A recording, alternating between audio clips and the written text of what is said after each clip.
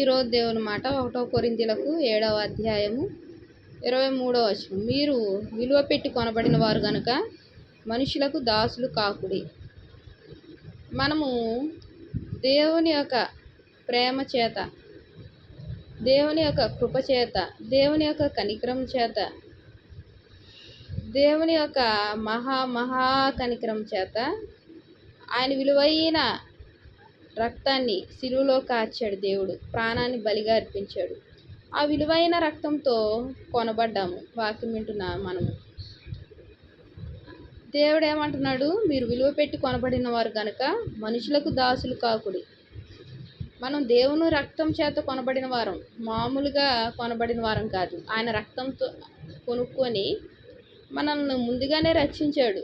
జగత్ పునాది వేయబడక మునిపే ఆయన క్రీస్తులో మనల్ని ఏర్పరచుకున్నాడు. క్రీస్తు ప్రేమ చేత ఆ దేవాది దేవుడు విలువ పెట్టి కొనుక్కోవడమే కాకుండా మనల్ని ఎంతగానో ప్రేమిస్తున్నాడు. అన్ని విషయాల్లో కృప చూపుతూ నడిపిస్తున్నాడు, పోషిస్తున్నాడు, సంరక్షిస్తున్నాడు. మరి ఈ లోక యాత్రలో మన ముందు వెనక ఉండి మన కుటుంబ సభ్యులను, మన బిడ్డలను, మనల్ని ఎంతగానో ప్రేమిస్తూ కనుపాపలో భద్రపరుస్తూ అన్ని వేళల్లో అన్ని విషయాలు విజయమిచ్చి నడిపిస్తున్నాడు. ప్రియమైన నా సహోదరి సహోదరులారా, మరి మనం ఎవరికి దాసులం అవ్వాలి? దేవునికి మాత్రమే దాసులం అవ్వాలి. ఎందుకంటే ఆయన కొనుక్కున్నాడు. ఆయన విలువైన రక్తంతో కొనుక్కున్నాడు. యుగ యుగాలు మనం జీవించేది ఆయనతో.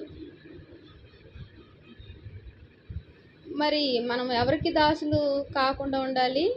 మనుషులకు దాసులు కాకుండా ఉండాలి. ఏదైనా ఇస్తే వారి వశమైపోవడం కాదు. వారు ప్రేమించారని వారి వశమైపోవడం కాదు. ఇలాగా రకరకాల అనుభవాలు.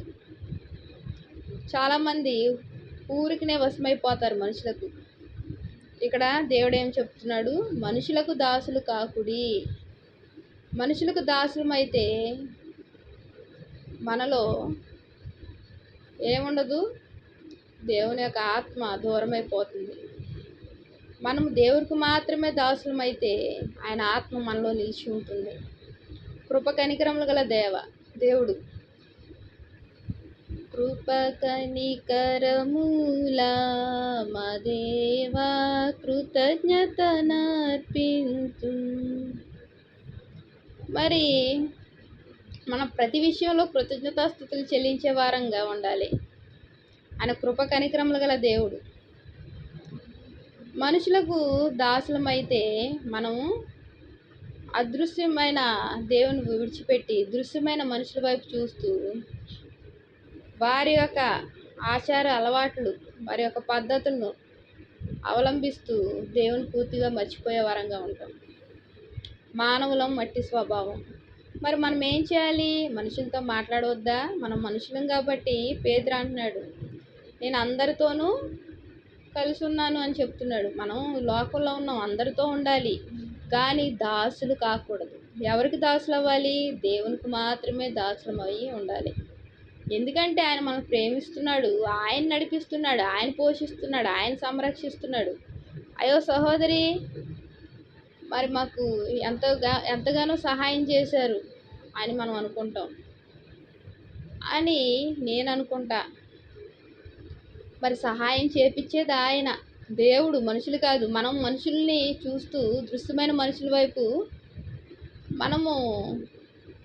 మన యొక్క దృష్టి ఉంటుంది. కానీ ఒక మనిషి సహాయం చేయాలన్నా దాని వెనకాల ఉండి నడిపించేది ఎవరు? పరమ తండ్రి యేసయ్య. మరి మనం ఈ రోజు నుంచి, ఈ సమయం నుంచి దృశ్యమైన మనుషుల వైపు కాకుండా అదృశ్యమైన దేవుని వైపు చూస్తూ ఆయనకు దాసులమై ఉంటే మనము వాక్యం వింటున్న మన కుటుంబ సభ్యులు అందరము ఎంతగానో ఆశీర్వాదాలు పొంది కృప వెంబడి కృప పొందుతూ ఈ లోకయాత్రలో సాగిపోయే జీవితాన్ని దేవుడు మనకు ప్రసాదిస్తాడు. దేవునికి వందనాలు. ప్రార్థిస్తాడు. మహాప్రేమ గల తండ్రి, కృపగల నాయన, నీకు ఎన్నో వందనాలు, స్తోత్రాలు. ఈ రోజు నుంచి, ఈ సమయం నుంచి ప్రభు వాక్యం వింటున్నాం మేమందరం ప్రభు నీకు దాసులమై జీవించే కృపను అనుగ్రహించండి. వాక్యం వింటున్న ప్రతి ఒక్కరిని ఆశ్రయించి దీవించండి. నీకు ఎన్నో వందనాలు స్తోత్రాలు చెల్లించుకుంటూ ఏసునామమున వేడుకుంటున్నాను తండ్రి. ఆమేన్. Praise lord.